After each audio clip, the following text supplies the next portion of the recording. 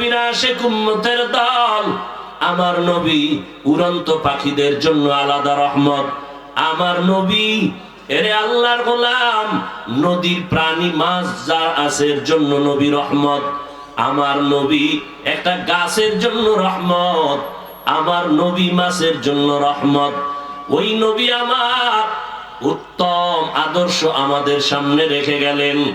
ও হবিগঞ্জের এলাকার মুসলমান, ভালো করে শুনে নাও। বৃহত্তর হবিগঞ্জ শাহজাহানপুর এলাকা, ভালো করে শুনো রে বাবা। আমার নবীর রেখে যাওয়া সুন্নতের আমল, আদর্শের আমল হিন্দুরা করবে না, খ্রিস্টানেরা করবে না, ইহুদিরা করবে না। নবীর আদর্শের আমল করবে একমাত্র মুসলমান। কারা করবে? মুসলমান। অথচ আপনি দাবি করেন মুসলমান, মাথার মধ্যে নবীর তরিকায় চুল নাই, আপনার গালের মধ্যে নবীর আদর্শের দাড়ি নাই, আপনার ফ্যামিলির মধ্যে নবীর আদর্শ নাই, ব্যক্তি জীবনে আদর্শ নাই। এর নবীর আশিক আম্মা জান আয়েশা রাদিয়াল্লাহু তাআলা আনহা বলেন, আমার মায়ার নবী যার কোনো গুনাহ নাই, সেই নবী আমার। আমি তাকায় দেখি একদিন হুজরায় বসে বসে কান্না করেন। রহমতের নবী আমার কান্না করতেছে। আমি নবীকে আদবের সাথে জিজ্ঞাসা করলাম, ও দয়ার নবী, আপনি রহমতের নবী কেন কান্না করেন? আমি আয়েশা কোনো বেয়াদবি করেছি নাকি? আল্লাহর নবী বলেন, ও আয়েশা, তুমি বেয়াদবি করবো কেন? আম্মা জান ডেকে বলেন, নবী, আমি অল্প বয়সের একটা সন্তান, 6 বছর বয়সে আপনার সাথে আমার বিবাহের বন্ধন হলো। 9 বছর বয়স যখন আমার হয়, আমি আপনার ঘরে আসলাম। অল্প বয়সে আপনার ঘরে আসার পর রহমতের নবী আপনি, না জানি কোনো বেয়াদবি হয়ে যেতে পারে। আল্লাহর নবী বলেন, ও আয়েশা, আপনার কোনো বেয়াদবি হয় নাই। আমি কান্নার একটাই মাত্র কারণ, হাসরের ময়দানের ভয়ঙ্কর হালাতের কথা মনে পড়ে গেল। কিয়ামতের ময়দান এতটা ভয়ঙ্কর, যেই সময় নবীদের কোনো গুনাহ নাই, নবীরা পর্যন্ত হাসরের ময়দানে কান্নায় বিভোর হয়ে যাবেন, উম্মতের কথা ভুলে যাবেন। ওই সময় আমি রহমতের নবী আমার উম্মতের আমি ভুলবো না। এরে নবীর আশিক উম্মতের দল, ও যুবক, আল্লাহর নবীর তরিকা মানতে গেলে নামাজ বাদ দিয়া তোমার নামাজ বাদ দেওয়ার সুযোগ নাই। আল্লাহর নবীর তরিকা মানতে গেলে ব্যবসা ছেড়ে দেওয়ার কোনো কথা নাই। নবীর তরিকা মানতে গেলে স্কুল কলেজে লেখাপড়া বন্ধ করা লাগবে না। ও আল্লাহর গোলাম, আমি চ্যালেঞ্জ করে বলি রে বাবা, জমিনের মধ্যে যত ধর্ম আছে, আল্লাহর দেওয়া ইসলাম ধর্মের মতো সহজ কোন ধর্ম নাই। এতটাই সহজ। স্কুলে বড় বাধা নাই, কলেজে বড় বাধা নাই, চাকরি করো বাধা নাই, ব্যবসা করো বাধা নাই। এরে নবীর আশিক, আল্লাহর মোহাব্বত নিয়া নবীর তরিকা মেনে চলবা। একটু আগেই বলে দিলাম, বিধর্মীরা নবীর একটা আদর্শ কখনো মানবে না, বরং বিরোধিতা করবে। মুসলমান হইয়া নবীর আদর্শ আমরা মানব, কিন্তু আজ মুসলমান দাবি করি নবীর আদর্শের কোনো পরিচয় নাই, সূরাতের মধ্যেও নাই, সিরাতের মধ্যেও নাই। রহমতের নবী আমার উম্মতের জন্য কান্না করে গেলেন। হাসরের ময়দানে উম্মতকে নবী ভুলবেন না। এরে নবীর আশিক উম্মতের যুবক, আজকে তাকাইয়া দেখো, তোমার মতো কত যুবক স্কুল কলেজে পড়িয়াও নবীর তরিকা ছাড়ে না, নামাজ বাদ দেয় না। মনটাকে প্রশ্ন করো রে বাবা, তুমি কেন পারবা না? এরে আল্লাহর গোলাম, একটু নজর করে দেখো, তোমার আমার মতো কত যুবক সন্তান স্কুল কলেজে পড়ে, নামাজ পড়ে, 5 বেলার অভাব নাই। বিবেকটাকে জিজ্ঞাসা করো, পারবা না কেন? তোমার আমার মতো কত গোলাম রাস্তায় গাড়ি চালায়, নামাজ ছাড়ে না। কয়দিন আর বাহাদুরি করবা? এই চোখের সামনে কত যুবকের লাশ দেখলাম। আল্লাহর কাছে তওবা করে নাও। ও আল্লাহর গোলাম, রহমতের নবী আমার উম্মতের জন্য আদর্শ রেখে গেলেন। আজকে আমরা যারা নবীর আদর্শ মেনে চলার চেষ্টা করি, কই আমাদের সম্মান তো কমে নাই, না খাইয়া আমরা কেউ মরে যাই নাই। আল্লাহ পাক রব্বুল আলামিন সর্বোচ্চ সম্মানে রেখেছেন। এরে আল্লাহর গোলাম, ও যুবকেরা, একটু নজর করে চিন্তা করো রে বাবা। ঘুমের বিছানায় কিন্তু কত যুবকের লাশ, পানির মধ্যে কত যুবকের লাশ, গাড়ির নিচে যুবকের লাশ। মরার আগে নবীর আদর্শের মালাটা গলায় লাগাও, নবীর তরিকা মেনে চলো রে বাবা। আমার মায়ার নবীর আদর্শ ছাড়া নাজাতের কোনো পথ নাই রে উম্মত। ওই নবীর উম্মতেরা তোমার মতো যুবক আজকে ব্যবসা করে যদি নামাজ পড়ে তুমি পারবা না কেন? এরে নবীর আশেক ও বৃদ্ধ বাবাজিরা, আপনাদের মতো কত বুড়া মানুষ লাঠি নিয়ে মসজিদে গিয়া কষ্ট করে হলেও নামাজ পড়ে, নামাজ ছাড়ে না। এরে পর্দার আড়ালের আম্মা জান, এরে মা, আপনারা কত দামি নারী, আল্লাহ পাক আপনাদের এত সম্মান দান করেছেন, কিয়ামত পর্যন্ত ভিন্ন ভাবে কেউ সম্মান দিতে পারবে না।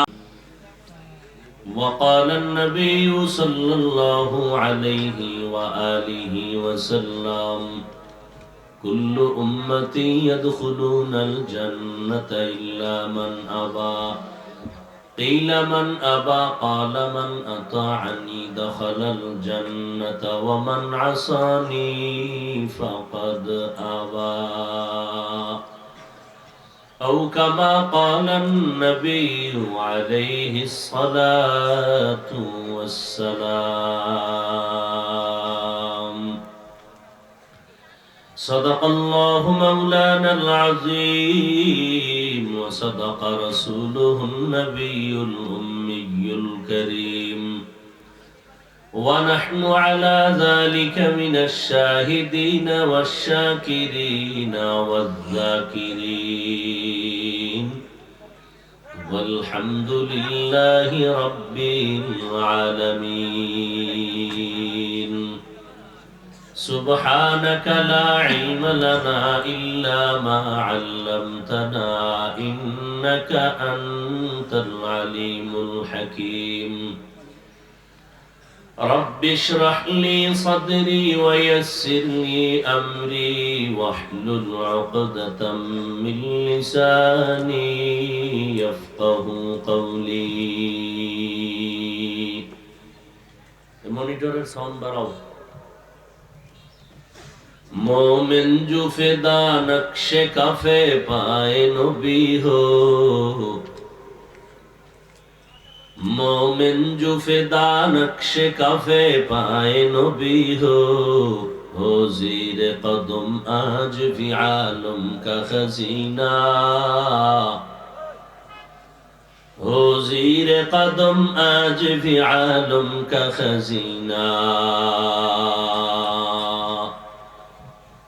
गर सुन्नत नबवी की करे पैरवी उम्मत, गर सुन्नत नबवी की करे पैरवी उम्मत, तूफान से निकल जाएगा फिर इसका सफीना, तूफान से निकल जाएगा फिर इसका सफीना। आशिक हो बिरादर शहंशाह दो आलम, आशिक हो बिरादर शहंशाह दो आलम, मिश्को से ज्यादा मुबारक जिसका पसीना,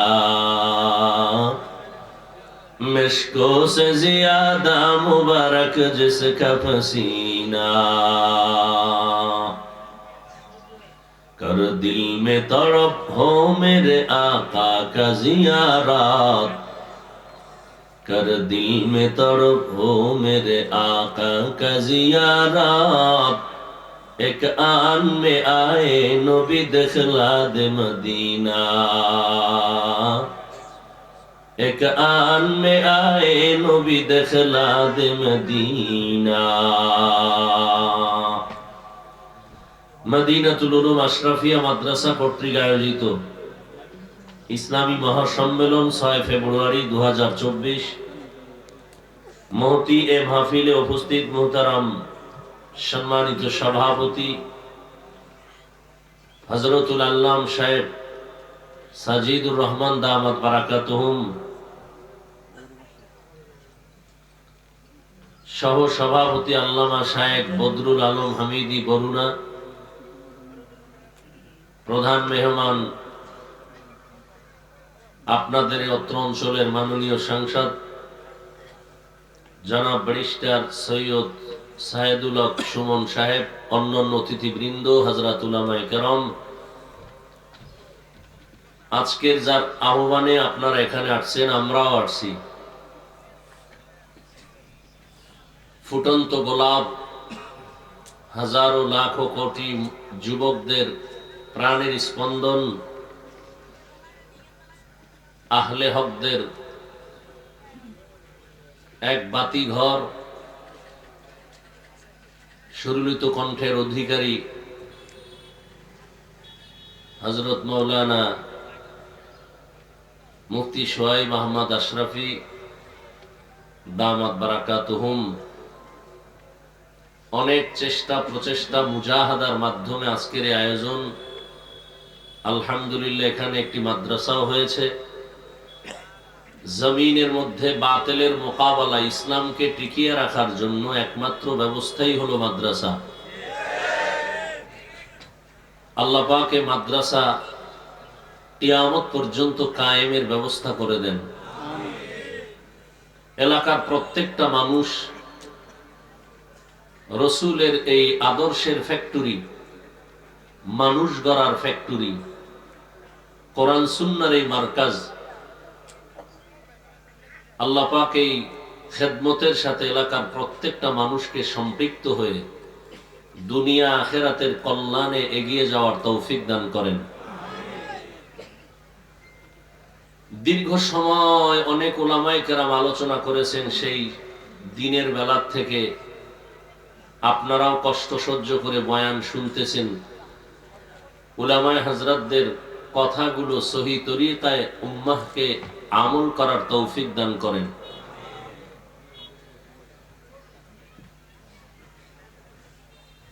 আমি আপনাদের সামনে দোয়ার জন্য হাজির হয়েছি। সংক্ষিপ্ত কিছু কথা বলার নিয়তে কোরআনে হাকিমের এক আয়াতে কারিমা তিলাওয়াত করেছি, রসুলের হাদিস থেকে একটি হাদিস পড়েছি। ইখলাস রুহানিয়াতের সমন্বয়ে সহি তরিকায় সহি নিয়তে সহি কিছু কথা বলার মতো, শুনবার মতো আমাকে আপনাদের প্রত্যেককেই আল্লাহ পাক তৌফিক দান করেন। কিয়ামত পর্যন্ত নবী আর আসবেন না, সাহাবায়ে কেরাম আসবেন না, আইম্মায়ে কেরাম আর আমরা পাবো না। ইমাম আবু হানিফা, ইমাম বুখারী, ইমাম মুসলিম, আউলিয়ায়ে কেরাম, যারা নাম করা পৃথিবীর শ্রেষ্ঠ কুতুবুল আলম, এক এক করে আমরা নামই শুনতেছি, দেখার আর ভাগ্য হবে না। কিয়ামত পর্যন্ত আমরা যাদের চেহারা দেখে, যাদের পরামর্শ নিয়ে জান্নাতের পথে আগায় যাব, তারা হলেন একমাত্র উলামায়ে আহলে হক।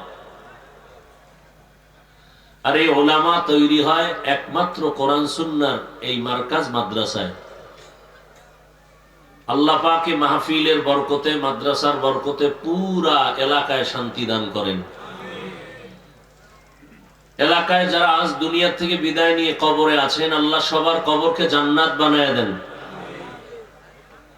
যারা বেঁচে আছেন, আল্লাহ সবাইকে দ্বীনের উপরে রসুলের আদর্শে চলার তৌফিক দান করেন। যে আয়াত আমি পড়েছি রসুলের শানের একটি আয়াত, ওয়ামা আরসালনাকা ইল্লা রাহমাতাল লিল আলামিন। আল্লাহ বলেন, হে রাসূল করিম সাল্লাল্লাহু আলাইহি ওয়া আলিহি ওয়াসাল্লাম, আমি আপনাকে প্রেরণ করি নাই পৃথিবী নামক গ্রহের ভেতরে, হ্যাঁ প্রেরণ করেছি একমাত্র জগৎসমূহের রহমত হিসেবে। নবীজি হাদিসের মধ্যে বলেন, কুল্লু উম্মতি ইয়াদখুলুনাল জান্নাতা ইল্লা মান আবা। পৃথিবীর প্রত্যেকটা উম্মত জান্নাতে যাবে, শুধুমাত্র আমি মুহাম্মদকে যারা মানে না, অস্বীকার করে, তারা ব্যতীত।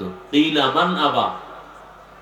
সাহাবায়ে কেরামদের থেকে প্রশ্ন করলেন, হে আল্লাহর রাসূল, আপনাকে অস্বীকার করে, মানে না, তারা কারা? নবীজি বললেন, মান আতাআনি দাখালাল জান্নাহ ওয়া মান আসানি ফাকাদ আবা। যারা আমি রসুলের ইতাআত করে, আনুগত্য করে, ইত্তেবা করে, অনুসরণ অনুকরণ করবে, তারাই জান্নাতে যাবে। অমান আসানি, যারা আমার আদর্শের বিরোধিতা করে তারা জান্নাতে যাবে না। খেয়াল করেন, কোন মুফতি সাহেবের ফতোয়ার প্রয়োজন নেই। রাসূল পৃথিবীর শ্রেষ্ঠ মুফতি। আমার রসুলের থেকে দামি কোন মুফতি আর? আমার রসুল শ্রেষ্ঠ মুফাসসির, শ্রেষ্ঠ দার্শনিক, শ্রেষ্ঠ বৈজ্ঞানিক। আমার রসুল শ্রেষ্ঠ মুফাসসির, শ্রেষ্ঠ মুহাদ্দিস। নবী বলে গেছেন কারা নবী মানে, কারা মানে না। আমি হাফিজুর রহমান বললেই হবে যে উনি নবীকে মানেন, উনি মানে না, না, এটা হবে না। স্পষ্ট রসুল বলে গেছেন কারা আমি মুহাম্মদকে মানে আর কারা মানে না, তার স্কেল দিয়ে গেছেন। অতএব এখানে কারো ফতোয়া নেয়ার কোনো প্রয়োজন নেই। নবী বলছেন সব উম্মতেই জান্নাতে যাবে, শুধু নবীকে যারা মানে না তারা যাবে না। সাহাবায়ে কেরাম প্রশ্ন করেই ফেললেন, ও রাসূল, কারা আপনাকে মানে না? খুব খেয়াল করবেন, নবীজি বললেন যারা আমার আনুগত্য করে, ইত্তেবা করে, অনুসরণ করে, তারা জান্নাতি। তাহলে বিপরীত কি দাঁড়ায়? এই যুবকেরা, খুব জ্ঞান খাটায় কথা শুনি। আল্লাহর দেওয়া নেয়ামত মানুষের আকল। একটা মানুষের আকল নষ্ট হয়ে গেলে সে আর মানুষ থাকে না, সবাই তাকে পাগল বলে। মানুষের আকল বড় দামি, আকলকে কাজে লাগাইতে হবে। নবী কি বললেন? যারা আমার আনুগত্য করে, ইত্তেবা করে, অনুসরণ করে, তারা জান্নাতি।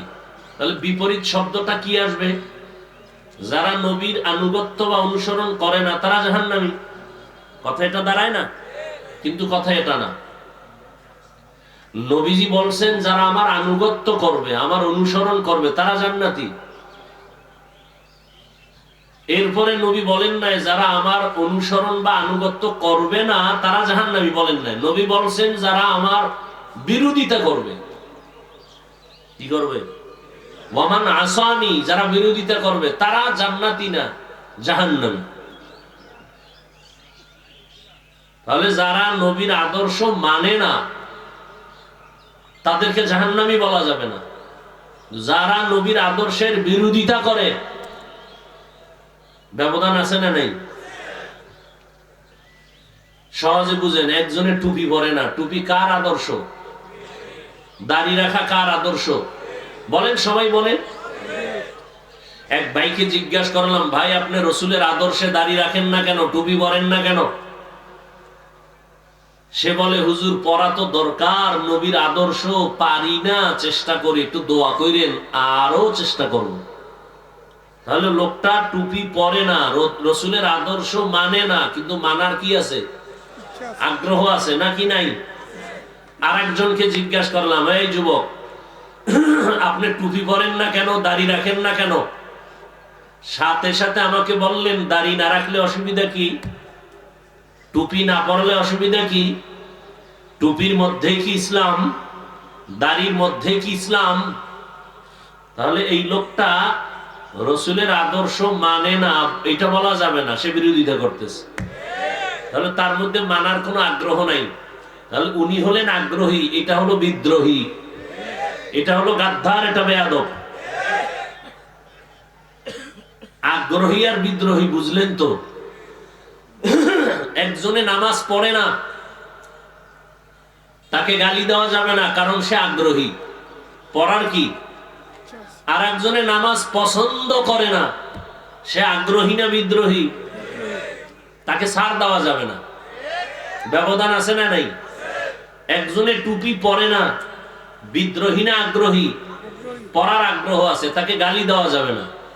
আর একজন রসুলের আদর্শের টুপি পছন্দ করে না, সে কি আগ্রহী না বিদ্রোহী? তাকে ছাড় দেওয়া যাবে না। খুব কঠিন কিন্তু কথাটা। একজনে টুপি পরে না, আমরা তাদেরকে কেমন জানি মনে করি, না, আগে বুঝতে হবে সে কি আগ্রহী না বিদ্রোহী। যদি আগ্রহী হয় তাকে গালি দেওয়া যাবে না, বিদ্রোহী হয় তাকে ছাড় দেওয়া যাবে না। কেন? আমার রসুলের মহব্বতের কারণে।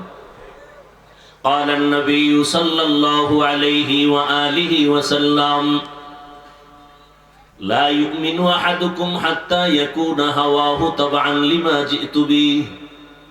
পয়গম্বর বলেন, এই উম্মতের দল, আমি নবীকে তোমরা যতক্ষণ পর্যন্ত মোহাব্বত চূড়ান্ত ভাবে করতে পারবা না, ওই জিনিসের উপর যা নিয়ে আমি রসুল তোমাদের সামনে আসছি, আমি তোমাদের সামনে যা নিয়ে আসছি, আমার নিয়ে আসা জিনিসগুলোকে যদি তোমরা কলিজার থেকে মোহাব্বত না করো, ভালো না বাসো, আমি নবী ঘোষণা দিলাম তুমি কামেল মুমিন হতে পারো নাই।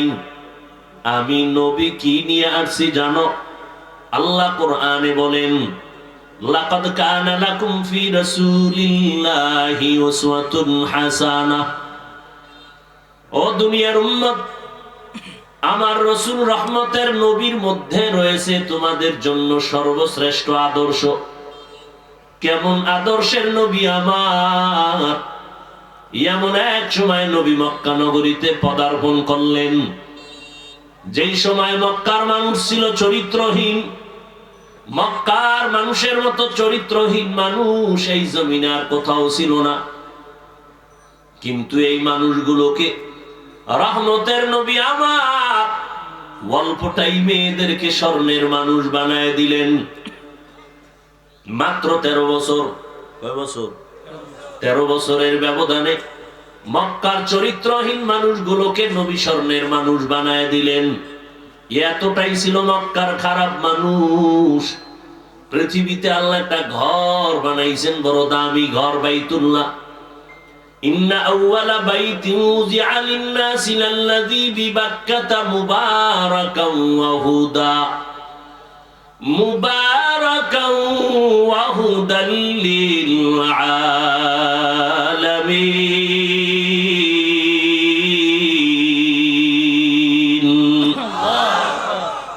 পৃথিবীর মধ্যে একটা শ্রেষ্ঠ ঘর, ইবাদতের ঘর, হেদায়েতের ঘর। কত বড় নিকৃষ্ট চরিত্রহীন মক্কার মানুষ, যেই ঘরের দিকে তাকাইয়া থাকলেই শুধু সওয়াব। যেই ঘরের আঙ্গিনায় 1 রাকাত নামাজ পড়বে, 1,00,000 রাকাত নামাজের সওয়াব। কিন্তু এই চরিত্রহীন মক্কার মানুষগুলো নারী আর পুরুষ উলঙ্গ হয়ে তাওয়াফ করে। এতটাই খারাপ। এই মানুষগুলোকে মাত্র 13 বছরের ব্যবধানে নবী স্বর্ণের মানুষ বানায় দিলেন। আল্লাহ জিব্রাইল আমিনকে বলেন, ও জিব্রাইল, একটা লিস্টি দিয়ে দিলাম, পয়গম্বরের কাছে গিয়া লিস্টি পৌঁছাইয়া দাও। এই লিস্টির ভেতরে কয়েকজন সাহাবার নাম আছে, নবীকে জানায় দাও। নবীর হাতে গড়া এই সাহাবায়ে কেরাম লিস্টির ভেতরে যারা আছে, এরা বিনা হিসাবে সবাই জান্নাতি। লিস্টির মধ্যে কার নাম আছে আপনাদের জানা আছে নি? জান্নাতি সাহাবী কয়জন?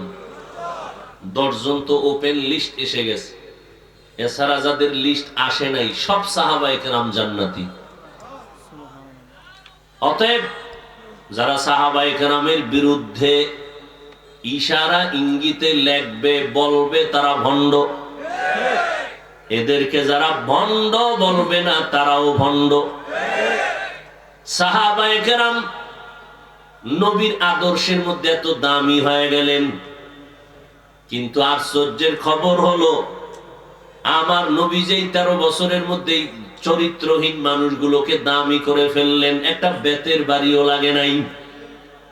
আরো আশ্চর্য, নবী একটা জীবনে মিথ্যা কথা বলেন নাই।